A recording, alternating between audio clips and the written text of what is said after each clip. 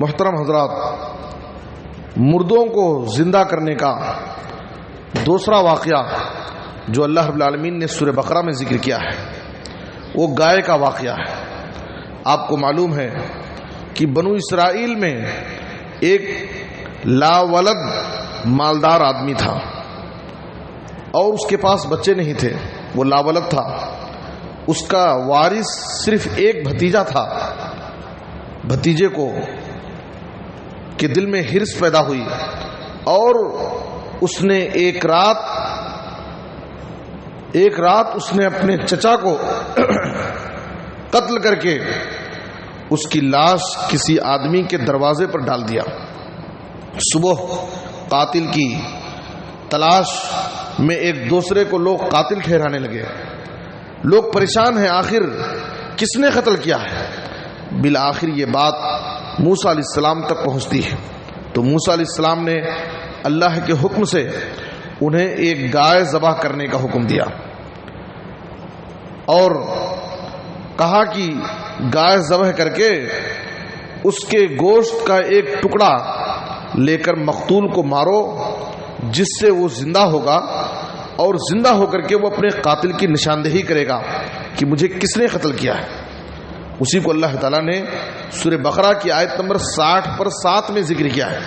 اللہ نے کہا وَإِذْ قَالَ مُوسَىٰ لِقَوْمِهِ إِنَّ اللَّهَ يَأْمُرُكُمْ أَن تَذْبَحُوا بَقَرَةً، جب موسیٰ علیہ السلام نے اپنی قوم سے کہا اللہ تعالیٰ تمہیں حکم دے رہا ہے کہ تم ایک گائے ذبح کرو۔ قَالُوا أَتَتَّخِذُنَا هُزُوًا، قوم کے لوگوں نے کہا کیا آپ ہم سے مذاق کرتے ہیں؟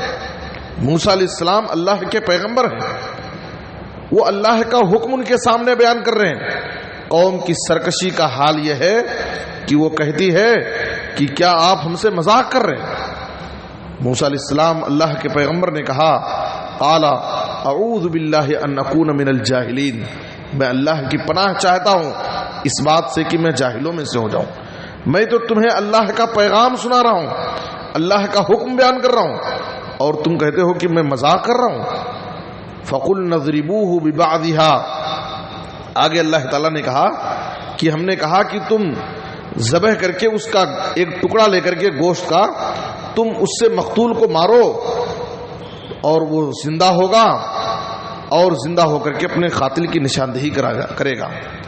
یہ قوم جو اپنی سرکشی میں معروف تھی، موسیٰ علیہ السلام کے حکم کے بعد انہوں نے طرح طرح کے سوالات کر کے اس حکم پر عمل کرنے کو بہت مشکل بنا دیا اور اپنے آپ کو خواہ مخواہ زحمت میں ڈال لیا۔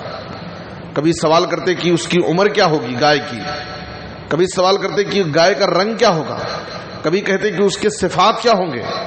بالآخر بڑی مشکل سے ان کو گائے ملی اور انہوں نے ذبح کیا اور اس کا ایک ٹکڑا لے کر کے مقتول کو جب مارا تو مقتول زندہ ہو گیا اور اس نے بتایا کہ مجھے فلاں نے قتل کیا ہے۔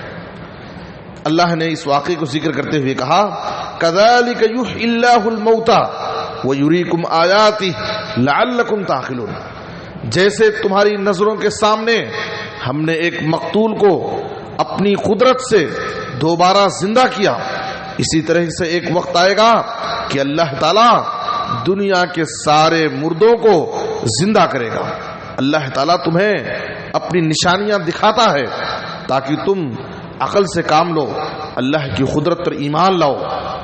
لیکن اس قوم کی سرکشی اور بغاوت کا حال یہ ہے کہ اللہ رب العالمین کی ایسی عظیم قدرت اپنی نظروں سے دیکھنے کے باوجود ایمان لانے کے بجائے، اللہ رب العالمین کی بارگاہ میں توبہ اور استغفار کرنے کے بجائے، اللہ رب العالمین کی طرف رجوع کرنے کے بجائے ان کے دل سخت ہو گئے اور وہ ایمان نہیں لائے۔ اللہ رب العالمین نے ان کے دلوں کی سختی کو ذکر کرتے ہوئے کہا ثم قست قلوبکم من بعد ذلک فہی کالحجارۃ او اشد قسوہ، تمہارے دلوں کی سختی کا کیا کہنا؟ اللہ کی اتنی عظیم قدرت کہ ایک مقتول کو اللہ نے تمہارے نظروں کے سامنے زندہ کر دیا، دیکھنے کے باوجود تم ایمان نہیں لائے، اللہ کی طرف تائب نہیں ہوئے، تمہارے دل تو پتھر سے بھی زیادہ سخت ہے۔ کیونکہ وَإِنَّ مِنَ الْحِجَارَةِ لَمَا يَتَفَجَّرُ مِنْهُ الْأَنْهَارُ، بعض پتھر ایسے ہیں جس سے نہر نکل جاتی ہے، نہریں بہ پڑتی ہیں۔ وَإِنَّ مِنْهَا لَمَا يَشَّقَّقُ فَيَخْرُجُ مِنْهُ الْمَاءُ، بعض پہاڑ آپ دیکھتے ہیں کہ پہاڑوں سے پانی کے چشمے نکل پڑتے ہیں۔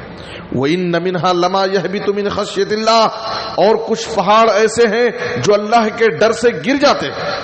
وَمَا اللَّهُ بِغَافِلٍ عَمَّا تَعْمَلُونَ، یاد رکھو کہ اللہ تعالیٰ تمہارے عملوں سے غافل بے خبر نہیں ہے۔ یہ واقعہ اللہ تعالیٰ نے سورہ بقرہ میں آیت نمبر 60 پر 7 سے 70 پر 4 تک ذکر کیا ہے۔ یہ سورہ بقرہ میں مردوں کو زندہ کرنے کا دوسرا واقعہ ہے جو اللہ تعالیٰ نے اس دنیا میں اپنی اس قدرت کا نمونہ دنیا والوں کو دکھایا تاکہ دنیا والے اللہ کی اس قدرت کو دیکھ کر کے اس پر ایمان لائیں۔ اللہ تعالیٰ ہمیں بعث بعد الموت کے عقیدے کو سمجھ کر اس پر پختہ ایمان اور یقین رکھنے کی اللہ ہمیں توفیق عطا فرمائے، آمین۔